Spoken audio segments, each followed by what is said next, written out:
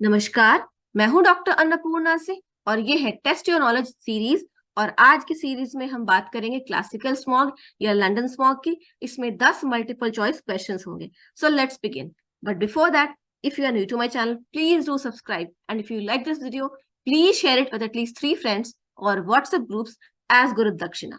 So question number 1: when was the classical smog first noticed and where? Classical smog पहली बार कहाँ notice किया गया था और कब? A. December 1952 in London. B. July 1943 in Los Angeles. C. New Delhi, India in 1998 या China in 1990. Correct answer is A. December 1952 in London, and that is why classical smog is also called London smog, क्योंकि पहली बार London में notice किया गया था. Question number 2. Which of the following statements about London smog is not true? Here, not true is important. A. London smog was first witnessed in London in December 1952. B. London smog is oxidizing in nature. C. London smog is reducing in nature. Yeah, D. London smog is caused by sulfur pollution. Well, London smog was first witnessed in London and noticed in December 1952. So this is true. London smog is reducing in nature. This is also true. And London smog is caused by sulfur pollution. This is also true. The only statement that is not true is B. London smog is oxidizing in nature.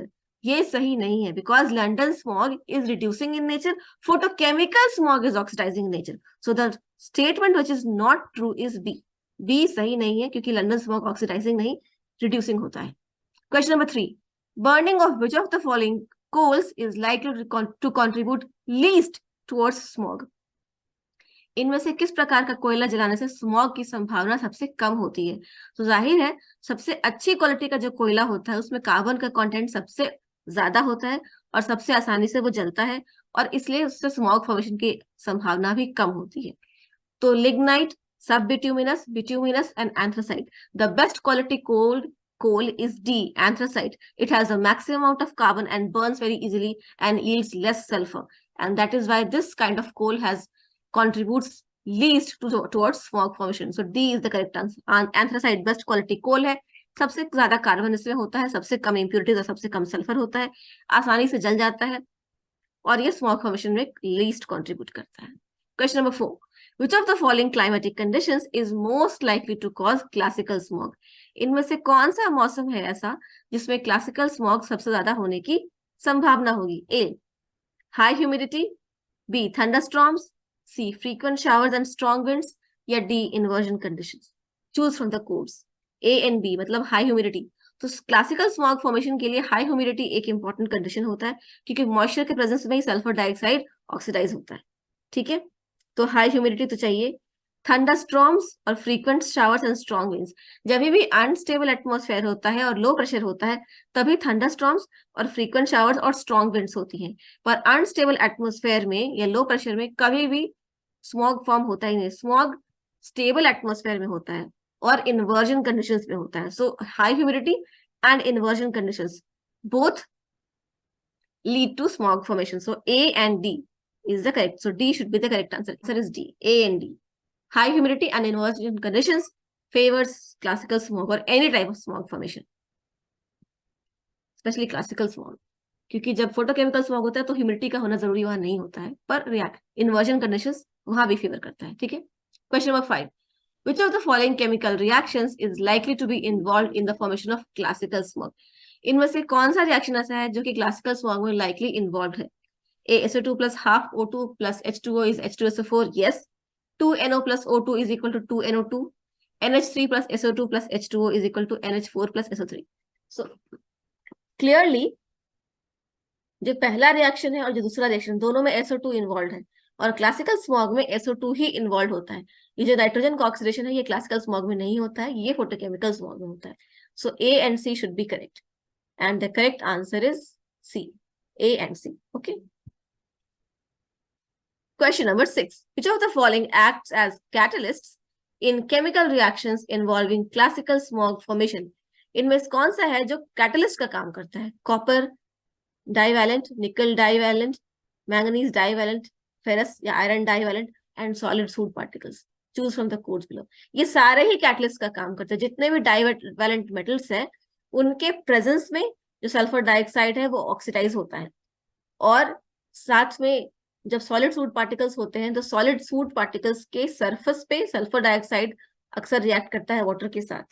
तो कभी water के साथ water droplet के अंदर react करेगा, कभी suit particle के surface पे रिएक्ट करेगा, और हर हाल में सल्फर डाइऑक्साइड खुद ऑक्सीडाइज होता है और दूसरे को रिड्यूस करता है। So answer is D.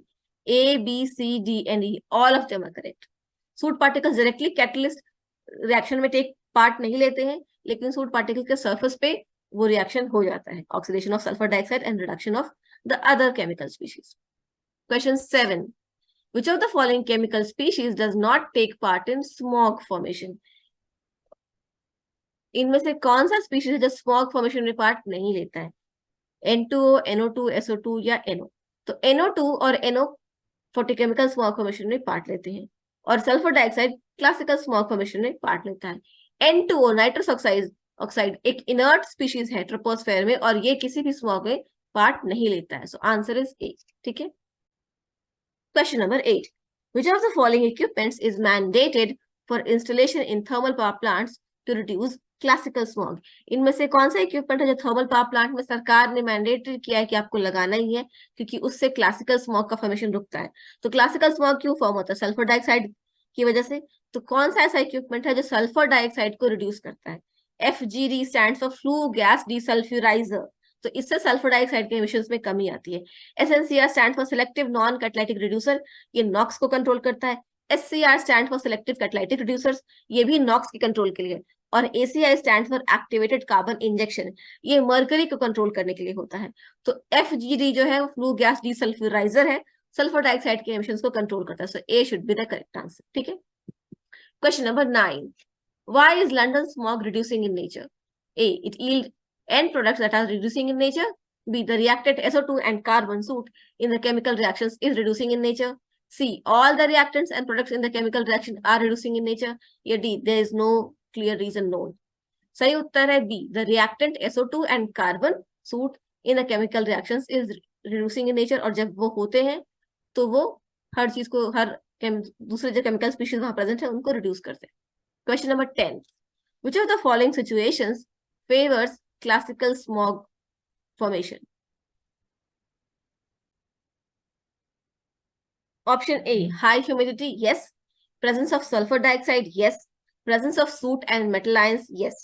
So D, all of the above. High humidity, sulfur dioxide, soot मतलब कार्बन पार्टिकल्स, और मेटल आयंस का प्रेजेंस, ये सभी कुछ क्लासिकल स्मॉग के फॉर्मेशन को फेवर करते हैं, क्योंकि सूट मतलब कार्बन और मेटल आयंस ये तो सल्फर डाइऑक्साइड के ऑक्सीडेशन को है, और उसका जो वाटर के साथ रिएक्शन है उसको कैटलाइज करते हैं, उसके वजह से फास्ट होता है।